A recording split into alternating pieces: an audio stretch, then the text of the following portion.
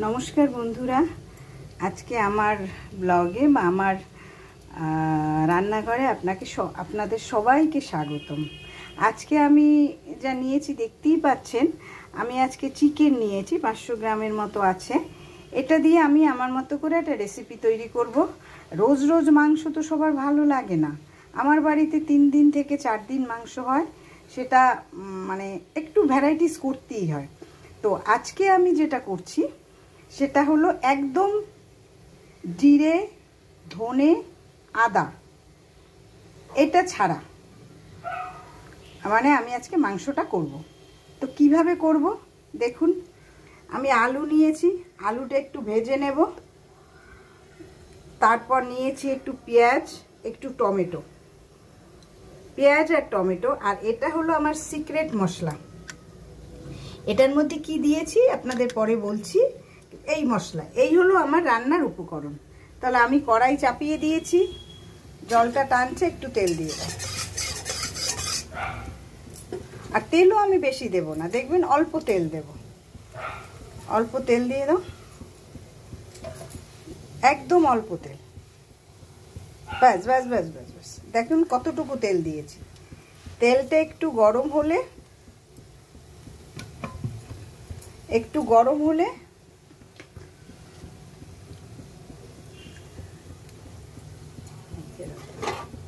গরম লাগলে আমি পেঁয়াজটা দিয়ে দেব। তেলটা একটু গরম হলে না, তেলটা গরম হলে পেঁয়াজটা দিয়ে দেবো। পেঁয়াজের সঙ্গে আলুটা দিয়ে দেবো। পেঁয়াজ আর আলুটা একসঙ্গে ভাজা হবে। আমার মনে হয় তেলটা গরম হয়ে গেছে। এবার আলুটা দিয়ে দিচ্ছি।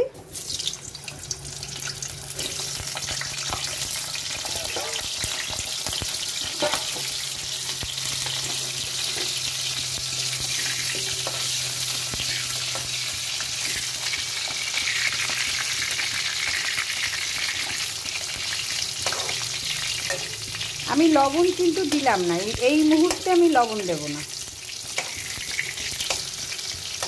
মানে কম মশলায় কিভাবে, মানে আপনি যে কোনো জিনিস দিয়ে একদম ভালো করে ভালোবেসে রান্নাটা করবেন, দেখবেন রান্না কিন্তু ভালো হয়। সব সময় মন দিয়ে রান্নাটা করতে হয়। যারা খায় তারাও ভালোবাসে, আর আপনার রান্নাটাও চমৎকার হবে। ভালো না হলে তো আর কেউ ভালো খাবে না। সেই জন্য মন দিয়ে একদম কম মশলা দিয়ে কি করা যায়। তো সেই জন্য আমি আজকে আদা, জিরে, ধনেটা স্কিপ করলাম। আমি আর একদিন দেখাবো আপনাকে পেঁয়াজ রসুন ছাড়া, টমেটো ছাড়া আমি চিকেনটা করব। পেঁয়াজ রসুন ছাড়া তো আমাদের পুজোর ঠাকুর বাড়িতে হয়ই সব সময়।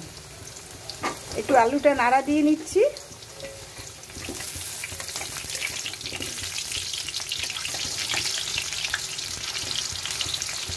দেখুন একটু হয়ে এসছে, আলু একটু লাল হয়েও গেছে। এবার আমি পেঁয়াজটা দিয়ে দিলাম।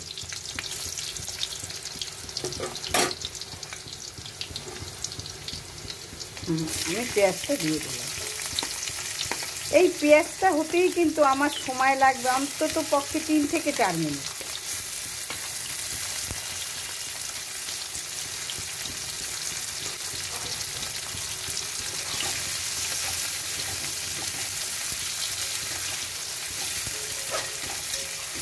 আলু পেঁয়াজ একসঙ্গেই আমি ভেজে নিচ্ছি। দেখুন আমার পেঁয়াজটা আর আলুটা খুব সুন্দর হয়েছে, ভাজা হয়ে গেছে। দেখুন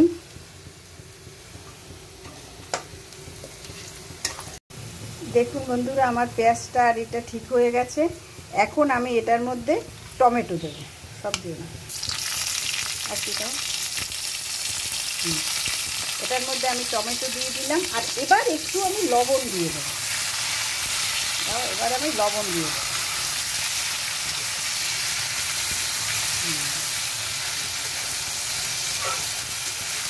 লবণ দাও। এবার লবণ দিলে টমেটোটা গলবে। আর আলুটাও খুব ভালো ভাজা হয়েছে, পেঁয়াজটাও ভালো ভাজা হয়েছে। দাও আর একটুখানি দাও। আন্দাজ মতো দাও, মাংসে আর দিতে না হয়। হ্যাঁ, একটুখানি চিনি দেব, অল্প একটু ব্যালেন্স রাখার জন্য, মানে টমেটোর ব্যালেন্সটা যাতে থাকে, অল্প চিনি দেবো। হ্যাঁ হ্যাঁ হ্যাঁ হ্যাঁ হ্যাঁ, ওইটুকু চিনি দিয়ে দিলাম।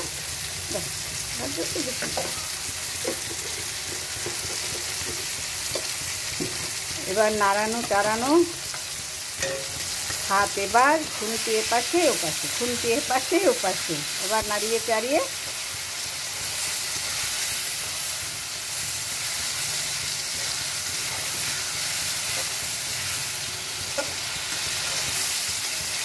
দেখুন কি সুন্দর হয়েছে। প্রায় টমেটো গলে গেছে, এবার আমি মাংসটা দিয়ে দেবো।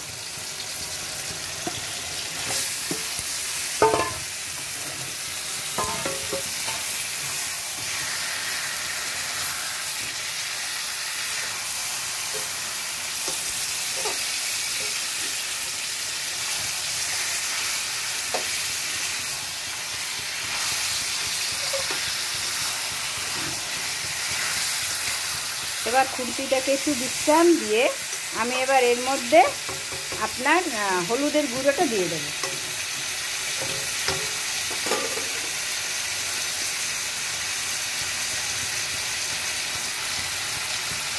একটু তো একটু তো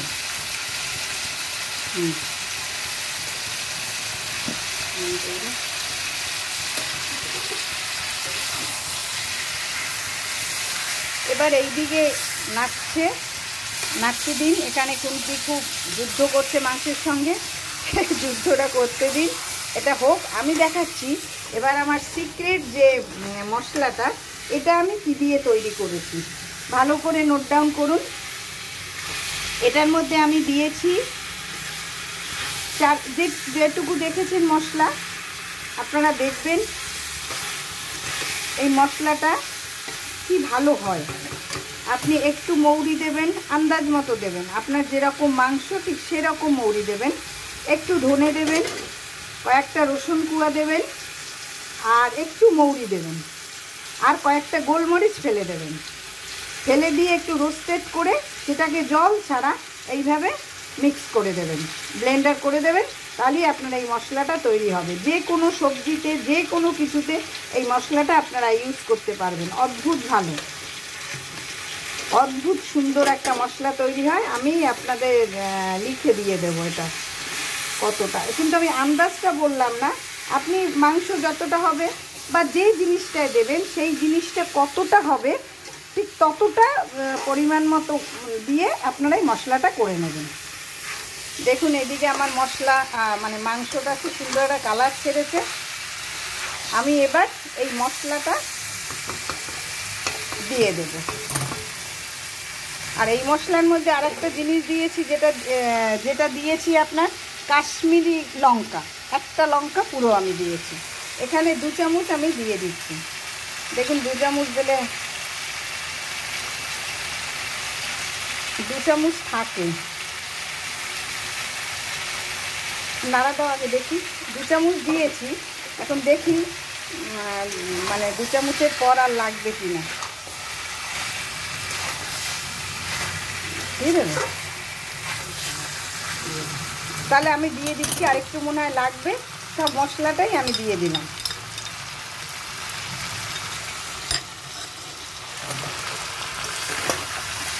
আর মশলাটা কিন্তু আমার কষাতে হবে না, কারণ এটা রোস্টেড মশলা।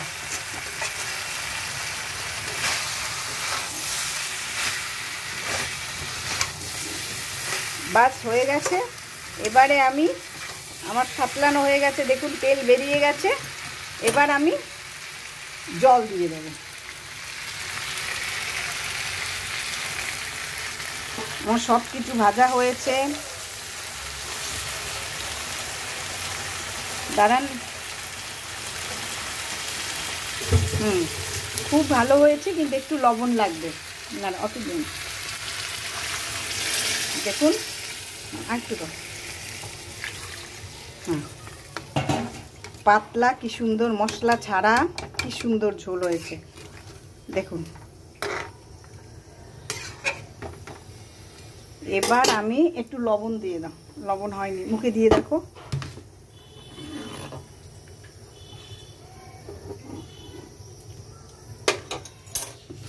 একটু লবণ লাগবে।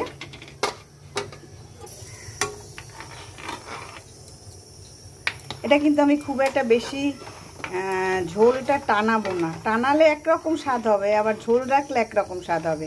ঝোলটা কি পাতলা রাখবো না টানিয়ে দেবো? ঝোল দেখো না, ওরা খেতে চায় না। হ্যাঁ, ঝোল বেশি দেবো না। বেশি রাখবো না, তাহলে ঝোলটা আমি মিডিয়াম রাখবো। ঠিক আছে, মিডিয়ামের চেয়ে একটু কম। তাহলে এবার আমি ঢেকে দিচ্ছি আপনাদের মাঝে, ধরুন 7-10 মিনিট পর আসছি। বন্ধুরা, আমার 10 মিনিট হয়ে গেছে। 10 মিনিট পর আমি ঢাকনাটা তুলছি। বাহ, কি সুন্দর কালার হয়েছে দেখুন, দারুণ হয়েছে একদম। ঝোলটা ঠিক আছে। এখন একটু লাস্ট আমি গরম মশলা দিয়ে দেবো লাস্টে, অল্পতে। আমি গরম মশলা খুব একটা খাই না, সেই জন্য অল্প গরম মশলা দেবো। দেখুন, অল্প একটু গরম মশলা দিয়ে দিলাম। বাস বাস বাস, আর দিয়ে না গন্ধ একদম। আমি গরম মশলা গন্ধটা না ভালোবাসি না, কিন্তু আমার রান্নায় দিতে হয়, সবাই খায়, আমার খাওয়া দিয়ে তো আর হবে না, সেই জন্য একটু গরম মশলা দিয়ে দিলাম। আর একটু 1 চামচ না, হাফ চামচ ঘি দিয়ে দিলাম। হাফ চামচ ঘি দিয়ে দিলাম।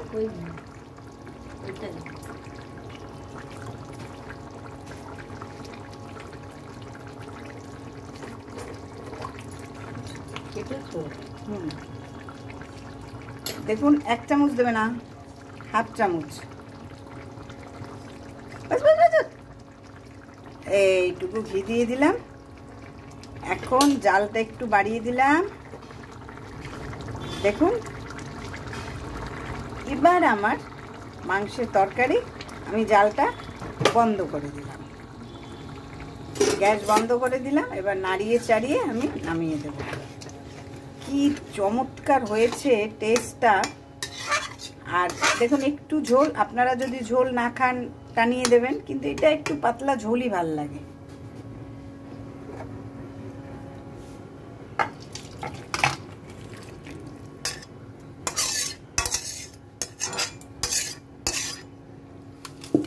বন্ধুরা, আমার পেঁয়াজ দিয়ে, টমেটো দিয়ে চিকেন রান্না কমপ্লিট হলো। দেখুন, দেখতে কতটা সুন্দর লাগছে, কি লোভনীয় হয়েছে কালারটা। আলু দিয়ে পাতলা ঝোল। আপনাদের কেমন লাগে আপনারা বলবেন, অবশ্যই রান্না করে দেখবেন, কতটা ভালো লাগে সেটা আপনারা দেখবেন। আর সবাই আমার পাশে থাকবেন, প্লিজ প্লিজ।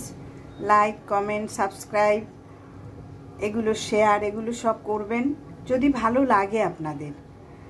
আর ভালো না লাগলেও আমার পাশে থাকবেন। আপনারা পাশে থাকলেই আমি উৎসাহ পাই, একদিন আপনাদের ভালো লাগবেই, আমি যাই করি না কেন। তাহলে আজকের মতো বিদায় নিচ্ছি, আবার আপনাদের সঙ্গে দেখা হবে। সবাই খুব ভালো থাকবেন। নমস্কার।